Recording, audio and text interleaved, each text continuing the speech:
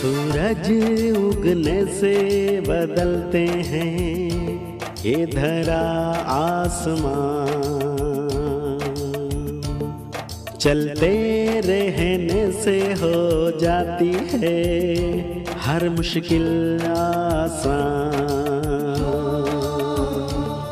चिंता को छोड़ कर आओ कर ले मन में शुभ चिंतन, हर पल को कर ले सफल सफल कह रही है ये पवन। संवार ले सुधार ले कर समस्या का समाधान, संवार ले सुधार ले कर समस्या का समाधान, कर समस्या का समाधान, कर समस्या का समाधान, कर समस्या का समाधान, कर समस्या का समाधान, कर समस्या का समाधान। नमस्कार, आदाब, सत श्री अकाल। मित्रों, स्वागत है आप सभी का एक बार पुनः समाधान कार्यक्रम में। मित्रों, आपने मोहम्मद अली का नाम सुना होगा, अपने ज़माने के मशहूर मुक्केबाज जिन्होंने कभी भी हार का सामना नहीं किया। जब उनसे एक इंटरव्यू में पूछा गया कि आपकी सफलता का राज क्या है, तब उन्होंने एक बहुत सुंदर पते की बात कही जो हम सब के लिए भी काम की है। उन्होंने कहा कि मैंने इस बात को स्वीकार कर लिया है कि मैं संसार का सर्वश्रेष्ठ मुक्केबाज हूँ और मुझे कोई भी पराजित नहीं कर सकता। इस सुंदर विचार के साथ, इस विश्वास के साथ जब वो रिंग पे उतरा करते थे, तब तक उनकी आधी जीत तो हो ही गई होती थी और वो हार स्वीकार नहीं करते थे, जीत उनके कदम चूमती थी। एक बार एक टीचर ने भी अपने स्टूडेंट्स से सबसे कहा था कि 3 सुंदर पंक्तियाँ लिखो। तो एक स्टूडेंट ने बहुत सुंदर 3 पंक्तियाँ लिखी थीं और वो पंक्तियाँ थी, I am the best, I am the best, I am the best. कितनी सुंदर पंक्तियाँ हैं जो हमारी आत्मविश्वास को बढ़ा देती हैं और समस्याएं हार जाती हैं हमारे इस आत्मविश्वास के सामने। तो अपने आत्मविश्वास को ऐसे ही बढ़ा कर रखें तो निश्चित रूप से समस्याएं धरातल में चली जाएंगी, रसातल में चली जाएंगी और आपकी जीत निश्चित हो जाएगी। आइए इसी सुंदर विचार के साथ आज की इस कड़ी की शुरुआत करते हैं और आदरणीय राजयोगी सूर्य भाई जी का स्वागत करते हैं। भ्राता जी, आपका बहुत बहुत स्वागत है। भ्राता जी, जीवन में आत्मविश्वास सचमुच चमत्कार कर देता है। यदि विश्वास है कि मैं सर्वश्रेष्ठ हूँ या यदि ये विश्वास है कि मैं जो चाहूँ वो कर सकता हूँ, तो निश्चित रूप से बाधाएं तो आती ही हैं, लेकिन बाधाएं हमारे लिए बाधाएं नहीं रह जाती। बस इसमें यही बात कि लोग इस आत्मविश्वास और अहम दोनों को कहीं कहीं मिला देते हैं।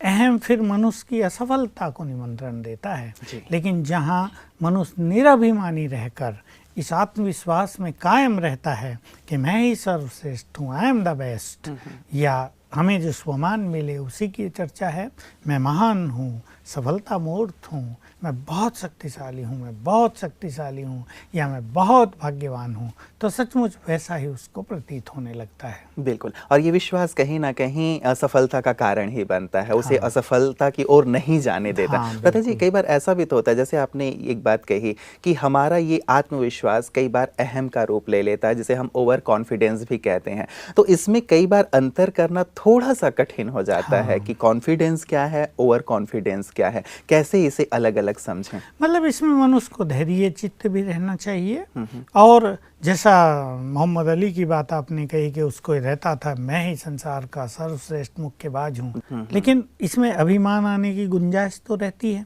लेकिन अपने को नम्र चित्त बनाए रखना व्यवहार में, लोगों से बातचीत करते हुए, क्योंकि मुक्केबाज तो वो तब है ना जब वो रिंग में है, जब वो फील्ड में है, लेकिन आम तौर पर व्यवहार में तो मुक्केबाज नहीं ना, वहाँ भी वो मुक्के मारता रहे लोगों को, तो ये उसका अहंकार दर्शाएगा और लोग उससे नाराज रहेंगे और कहीं ना कहीं उसका पतन हो जाएगा। वो क्वालिफिकेशन उस फील्ड की है जिस फील्ड में मनुष्य कार्यरत है, उसके अलावा एक वो मनुष्य है, अपने बच्चों के लिए पिता है, अपनी पत्नी के लिए पति है, और अपने माँ बाप के लिए वो बच्चा है, अपने फ्रेंड्स के लिए वो अच्छा फ्रेंड है, तो वहाँ उनको बहुत नम्रता से व्यवहार करना चाहिए। तो नम्रता को साथ लेकर चलेंगे तो अहंकार की प्रतीति भी सहज हो जाएगी और उससे बचा भी सहज जा सकेगा। बिल्कुल, तो इस प्रकार से नम्रता भी साथ हो, भले हम कितने कॉन्फिडेंट हो। भ्राता जी, आमतौर पे जीवन में सभी वर्गों के लिए इसकी बहुत ज़्यादा आवश्यकता तो होती ही है, लेकिन ज़्यादातर जो हमारे पास फ़ोन कॉल्स आते हैं, ये ईमेल आते हैं, उसमें अधिकांशतः जो विद्यार्थी वर्ग है, जो अपने एग्ज़ाम की तैयारी कर रहा है, किसी और कंपटीशन की तैयारी कर रहा है, इंटरव्यूज़ में जाने की तैयारी कर रहा है, वो इस बात के लिए विशेष चाहता है कि हम कैसे अपने कॉन्फिडेंस को डेवलप करें। तो एक बहुत सुंदर प्रश्न उनके लिए है, उनकी तरफ से है, इसका क्या उत्तर दें? देखिए, स्पिरिचुअलिटी में सीधा सा समाधान है इसका, सेल्फ रेस्पेक्ट से ही सेल्फ कॉन्फिडेंस बढ़ता है।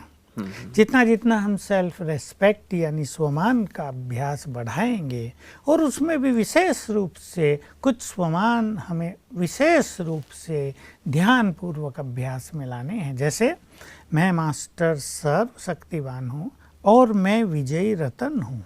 इन दो पे तो सबसे पहले हम ध्यान दें कि विजय तो हमारी होगी, क्योंकि मैं मास्टर सर्वशक्तिवान हूँ, क्योंकि मैं बहुत शक्तिशाली हूँ, इसलिए विजय तो मेरा जन्मसिद्ध अधिकार है। इन दोनों को बढ़ाने से हमारी इनर पावर्स बहुत बढ़ती जाएंगी, और जब हमारी आंतरिक शक्तियाँ बढ़ेंगी तो विश्वास हमारा बहुत ज़्यादा हो जाएगा। बिल्कुल। तो इनका अभ्यास भ्राता जी किस प्रकार से किया जाए, उस पर भी थोड़ा प्रकाश जरूर डालें। देखिए, पहले तो इनके बारे में हमें बहुत अच्छे चिंतन की ज़रूरत होती है। हम स्वीकार करें मैं आत्मा हूँ और परमपिता की संतान हूँ, तो उसकी बहुत सारी क्वालिटीज़ हमारे अंदर हैं। इफ़ ही इज ऑलमाइटी तो we are also powerful. If he is ocean of peace we are also peaceful. He ocean of love we are also very loveful. हमें इस तरह का चिंतन करना चाहिए। जैसे गाय के बछड़े में गाय की सारी क्वालिटी दिखाई देंगी जन्म से ही।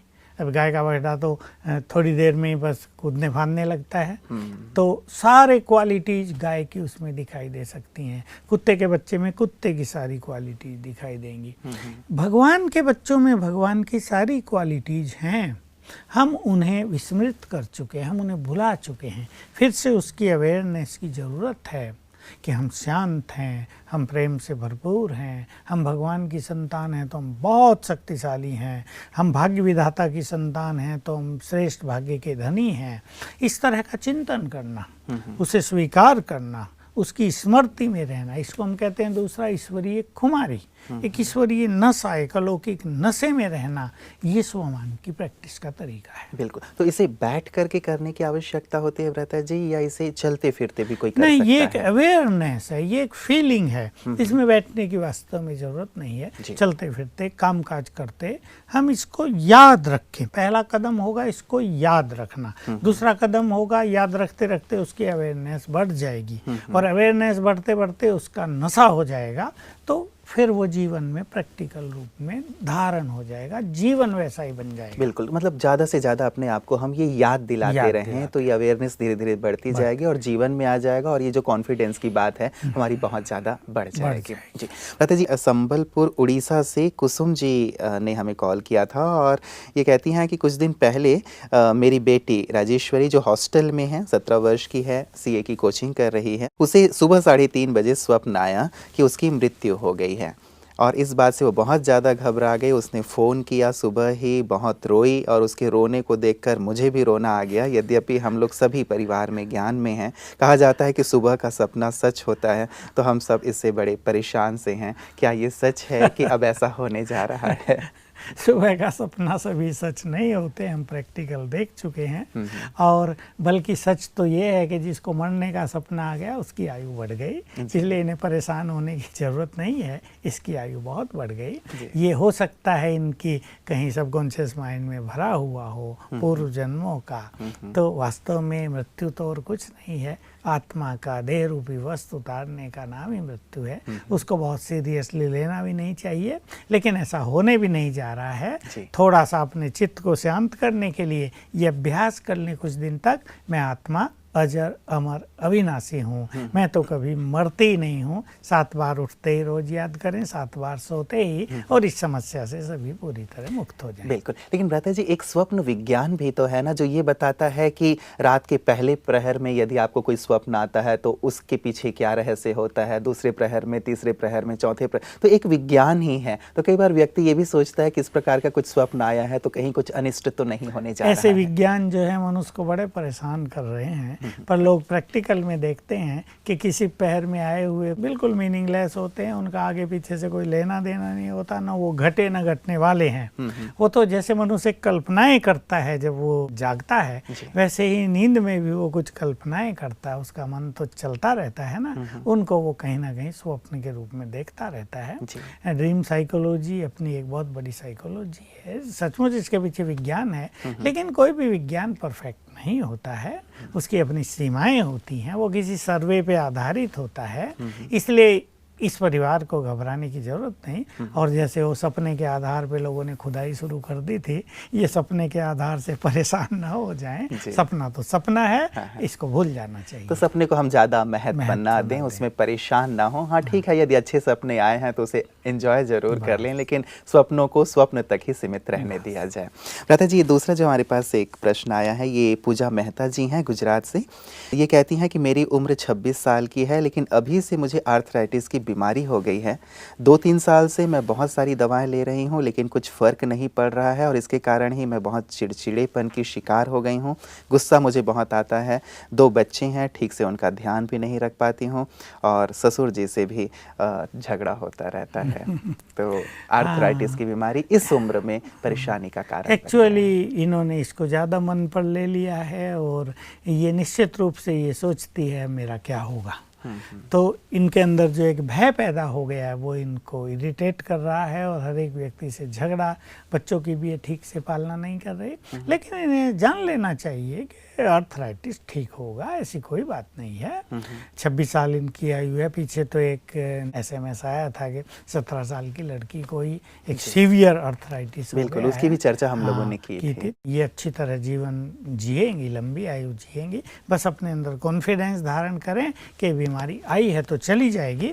और आयुर्वेदिक उपचार इसके लिए बहुत अच्छा है। एलोपैथी भले इन्होंने किया होगा, हम एलोपैथी की कोई अवहेलना नहीं करते हैं, पर आयुर्वेद एक ऐसी चीज़ है जो थोड़ा लंबा समय तो लेगा, लेकिन इस चीज़ को ठीक कर लेगा। परंतु कुछ मन की शक्ति के प्रयोग इनको अभी से कर लेने चाहिए। जिसमें पहला है, ये बहुत सुंदर चीज़ है कि रात को जब हम सोते हैं, जब बिल्कुल हमें नींद आने को है, तो हमारा अंतर्मन जग जाता है, और वो सारी रात जगा रहता है, और उठने के 10 मिनट तक जगा रहता है। तो इस बीच में जो हमारा नींद का पीरियड है, तब हमारे सबकॉन्शियस माइंड में मैक्सिमम हीलिंग पावर होती है, यानी रोगों को ठीक करने की अत्यधिक शक्ति होती है। उसको यूज करने का तरीका है, अब यही इनको यूज करना है, यही तरीका अपनाना है। सोने के वक्त बिल्कुल जब समझे नींद आने को है, 7 बार संकल्प करेंगी, मेरा आर्थराइटिस ठीक हो गया है, मेरा आर्थराइटिस ठीक हो गया है।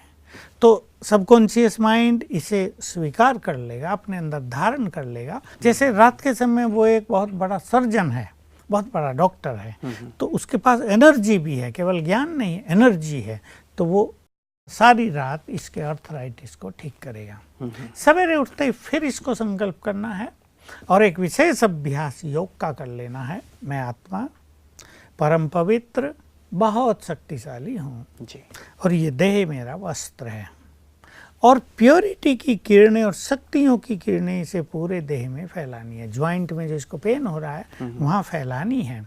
तो रंग ले ले गोल्डन, गोल्डन किरणें मुझसे फैल रही हैं, और वो जा रही हैं। पहले इस हाथ में गई, यहाँ फैल रही हैं वो, फिर दूसरे हाथ में गई ज्वाइंट्स पे, फिर आगे फैली, पीछे फैली, पैरों में, घुटनों में, पंजों में, उंगलियों में, सब में फैल रही है। जैसे पूरा देह इन गोल्डन किरणों से भर गया है, और संकल्प करें वे इस आर्थराइटिस को समाप्त कर रही हैं। 1-1 मिनट से शुरू करें, और एक बार सवेरे, एक बार रात को लेटे हुए कर ले, बैठ के कर ले, किसी भी पोजीशन में इसको अभ्यास करेंगे, इससे बहुत फ़ायदा होगा। गर्म पानी तो इनको बताया ही होगा पीना, लेकिन ये भोजन के बाद अच्छा गर्म पानी पिएं, जैसा चाय जैसी हो जाती है ना, धीरे धीरे घूंट ले लेके, भले उसको 5 मिनट लगाएं। और मेथी बहुत अच्छा इसका उपचार है, साथ में होम्योपैथी दवाई भी ये चाहें तो ले सकती हैं, तो उसके पीछे लगी रहेंगे, और इस विश्वास के साथ कि ये बहुत जल्दी ठीक हो जाएगा। कि ये ना सोचें कि ये मेडिसिन काम नहीं कर रही, एक डॉक्टर ने कह दिया भाई अर्थराइटिस अब तुम्हारा ठीक होने वाला नहीं है, तो ये निराश परेशान ना हो। मैं ऐसा देख चुका हूँ कि हर बीमारी का इलाज है, यहाँ नहीं तो यहाँ, यहाँ नहीं तो यहाँ। इसलिए एक डॉक्टर की बात सुनकर अपने को हताश, उदास, निराश कर देने की ज़रूरत नहीं। इनकी अर्थराइटिस बिल्कुल ठीक हो जाएगा और ये पुनः अपने जीवन का आनंद लेंगे। साथ साथ एक तीसरा काम भी इनको कर लेना है, क्योंकि फिजिकली या सांसारिक रूप से तो किसी बीमारी का कोई कारण दिखाई देगा, और कुछ बीमारियां ऐसी हैं जिनका कारण डॉक्टर्स को पता भी नहीं चलता।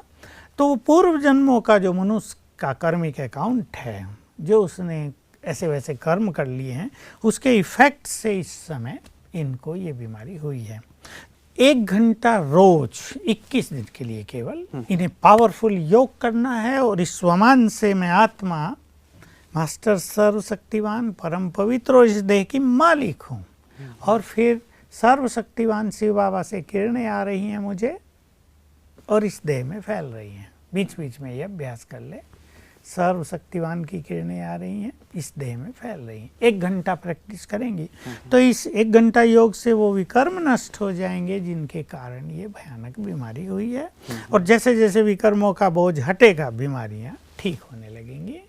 साथ साथ एक चौथी चीज भी कर लें जो बहुत अच्छी चीज है, कि पूर्व जन्मों में मैंने किसी को भी कष्ट पहुंचाया हो, उनसे हाथ जोड़कर मन ही मन रोज सवेरे क्षमा याचना कर लें। तो अगर उनकी ओर से कोई बैड एनर्जी आ रही है, क्योंकि चाहे बात 1000 साल पहले की हो, वो बैड एनर्जी हमसे जुड़ी रहती है और वो हमें कहीं ना कहीं इफेक्ट करती रहती है, तो इससे वो भी कट जाएगी और बिल्कुल ये ठीक हो जाएंगे। चलिए हम भी कामना करेंगे भ्राता जी की पूजा मेहता जी जो इतनी कम उम्र में ही इतनी सारी परेशानियों का सामना कर रही हैं, जल्दी से जल्दी इन आध्यात्मिक अभ्यासों से ठीक हो जाएं। एक दूसरी चीज़ जो उन्होंने लिखी है भ्राता जी की, जो चिड़चिड़ापन आ गया है इस कारण से, या गुस्सा आने लगा है, बच्चों पे भी उतर जाता है, या ससुर जी के साथ भी अनबन होती रहती है, इसके लिए क्या करें? इसके लिए तो इनको अपने मन को शांत करना ही चाहिए। जैसे मैंने पहले ही कई चीज कही कि उसको स्वीकार करके चित्त को शांत करें। अब वो इनको है और उसमें इनको कुछ समय गुजारना है, तो अपने मन को कमजोर न करें। हो क्या रहा है इनके साथ कि इन्होंने अपने मन को भय से और कमजोरी से भर लिया है कि क्या होगा। हाँ, इनसिक्योर फीलिंग इनके अंदर आ गई है और वो क्रोध के रूप में प्रकट हो रही है। इसलिए अपने चित्त को शांत करें। अब ये राजयोग करती हैं तो शिव बाबा पे पूरा विश्वास करें, अपने देह को उस पर समर्पित कर दें। ये देह तुम्हारा है, तुम सुप्रीम सर्जन हो, तुम भी इसको हील करो, तुम भी इसको ठीक करो। कुछ महावाक्यों का अध्ययन करें, कुछ अपने पास अच्छे सुंदर विचार रखें, ताकि मन बार बार इस नेगेटिव विचार में न चला जाए और अच्छे विचार रहें, खुशी के विचार रहें, चित्त को शांत करने वाले विचार रहेंगे तो इसका किससे झगड़ा नहीं होगा। नहीं तो अनदर फिर ये नेगेटिव एनर्जी बैक होकर इनके पास ही आती है, इनको और निराश करती है। बिल्कुल, तो अपने आप को पॉजिटिव रखते हुए, सुंदर अभ्यास करते हुए इससे जल्दी से जल्दी ये मुक्त हो सकती हैं। और जिन्हें भी इस प्रकार की तकलीफ है भ्राता जी, जो आर्थराइटिस से जूझ रहे हैं या अन्य तकलीफों से जूझ रहे हैं, वो भी इस प्रकार के अभ्यास कर सकते हैं, क्योंकि निमित्त एक बनता है प्रश्न भेजने के, लेकिन हमें लगता है कि ये तकलीफें अनेक लोगों को होंगी जो हमारे प्रोग्राम को भी देखते हैं, तो वो भी इन अभ्यासों को करके इससे सहज रूप से मुक्त हो सकते हैं। 2 अच्छे पेशेंट बड़े सीवियर केसेस थे, ठीक हुए हैं। तो ऐसी कोई बात नहीं है, हर बीमारी का स्पिरिचुअल एनर्जी के द्वारा भी समाधान होता ही है। बिल्कुल भ्राता जी, ये जो हमारे पास अगला एक प्रश्न आया है, ये जय देसाई जी हैं मुंबई से, और ये कहते हैं कि मेरी उम्र 27 वर्ष की हो गई है, क्या इस उम्र में भी मेरी हाइट बढ़ सकती है, या अपना हाइट बढ़ाना चाहते हैं? और इसके लिए पूछ रहे हैं कि क्या राजयोग का कुछ अभ्यास हो सकता है? एडवर्टाइजमेंट बहुत आ रही हैं हाइट बढ़ाने वालों की, उनके बाद लोगों ने मशीनें भी तैयार कर ली हैं, दबा के भी लोगों को लंबा कर देते हैं और कुछ मेडिसिनल पावर के द्वारा मदद कर सकते हैं। देखिए, राजयोग तो मूलतः तो आत्मा की उन्नति के लिए है, पर आत्मा स्वस्थ रहेगी, बहुत खुश रहेगी, तो शरीर पर उसका इफेक्ट जरूर आता है।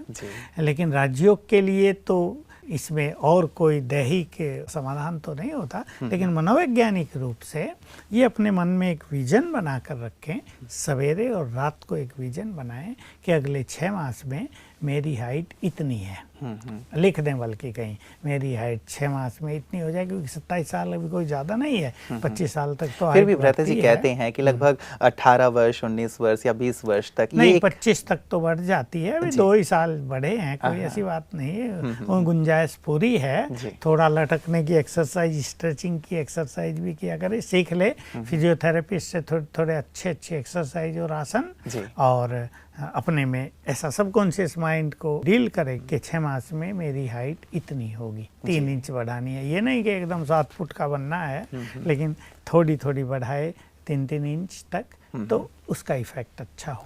भ्राता जी, जो ये मेडिसिन मार्केट में आई हुई हैं, जो इस प्रकार से हाइट बढ़ाने के लिए प्रचारित और प्रसारित की जाती हैं, तो इनका बेड इफेक्ट भी होते हैं? देखिए, वही किसी अच्छे डॉक्टर से राय करके ही इनका सेवन करना चाहिए, क्योंकि एडवर्टाइजमेंट करने वाले तो उन्हें तो बेचनी है दवाइयाँ, वो तो चाहेंगे कि जितने भी लोग हैं खूब उनकी दवाइयाँ खरीदें और माला माल करें उनको, लेकिन कई चीज़ें हार्मफुल होती हैं, इसलिए अच्छे डॉक्टर से राय लेकर ही इनका सेवन करना चाहिए। आजकल एक कॉन्सेप्ट सा हो गया है भ्राता जी कि हमें अपनी मतलब ऊंचाई बढ़ानी है, या अच्छी ऊंचाई होगी तो हमारी पर्सनालिटी अच्छी लगेगी, तो ये एक सोच भी बहुत ज़्यादा लोगों में आ गई। इस कारण ये एक प्रश्न आता रहता है कि कैसे हमारी हाइट बढ़े, और जो बहुत ज़्यादा छोटे कद के हैं या मीडियम भी हैं, वो कहीं ना कहीं अपने आप को हीन भावना से ग्रस्त पाते हैं। इस पे आप एक सही दृष्टिकोण रखें युवाओं के सामने भी कि क्या ये सही है कि हाँ, जैसा कई बार हम कहते हैं कि परमात्मा ने हमें जैसा बनाया है, सोच समझ के बनाया है, फिर प्रकृति के साथ क्या ये छेड़छाड़ नहीं है? बिल्कुल छेड़छाड़ होगी। देखिए, सभी लोग लंबे नहीं हो सकते, सभी बहुत नाटे नहीं हो सकते,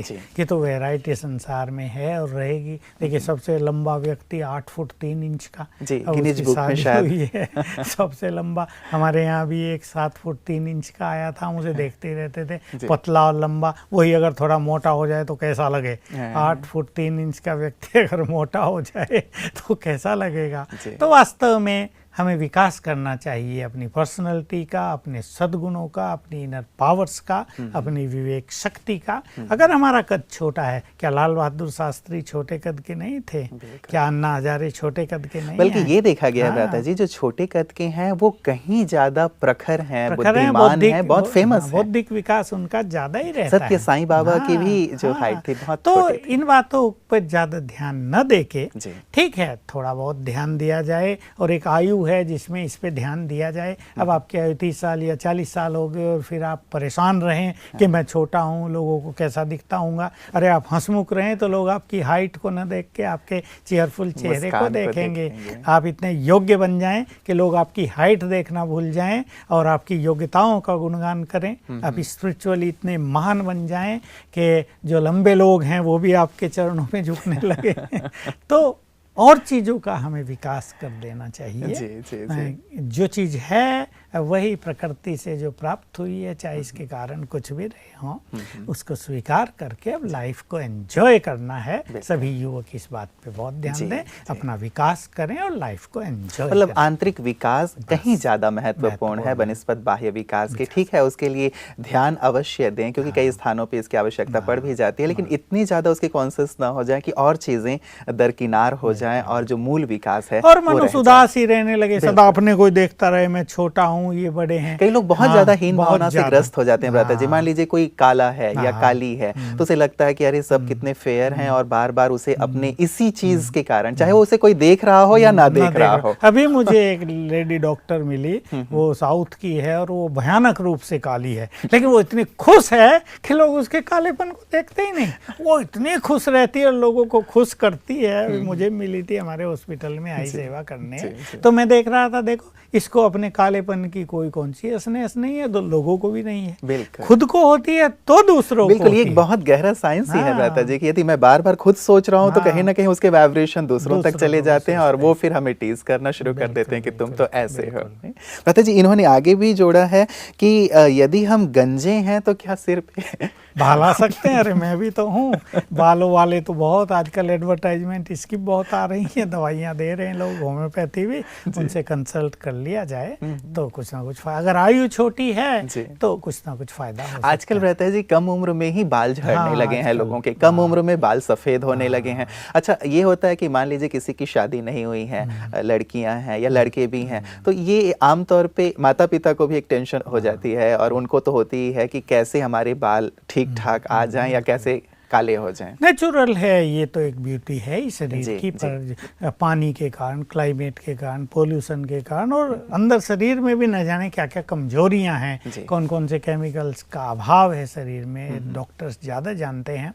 बाल काले होते हैं या झड़ते हैं, छोटी आयु में झड़ते हुए हमने देखे 30-30 साल वालों के पूरे झड़ गए हैं। तो अब ये तो एक प्रचलन सा ही हो गया है, इसलिए इसको कोई बुरा भी नहीं मान रहा है। कई होम्योपैथी डॉक्टर्स भी इसका उपचार कर रहे हैं, तो सो बेटर उसका फायदा उठा लेना चाहिए। बिल्कुल, और you will enjoy your life. बिल्कुल बिल्कुल। चलिए, बहुत बहुत शुक्रिया व्रता जी आपका। मित्रों, वास्तव में जीवन आनंद के लिए है। अंतिम प्रश्न जो लिया गया था, कैसे कद बढ़ सकता है या बाल आ सकते हैं या नहीं आ सकते, खैर इसके लिए उपचार तो किए जा सकते हैं और आप कर भी रहे होंगे कई प्रयास, जैसे भ्राता जी ने कहे। होम्योपैथी डॉक्टर से भी विचार किया जा सकता है, अपने फैमिली डॉक्टर से आप मिल सकते हैं।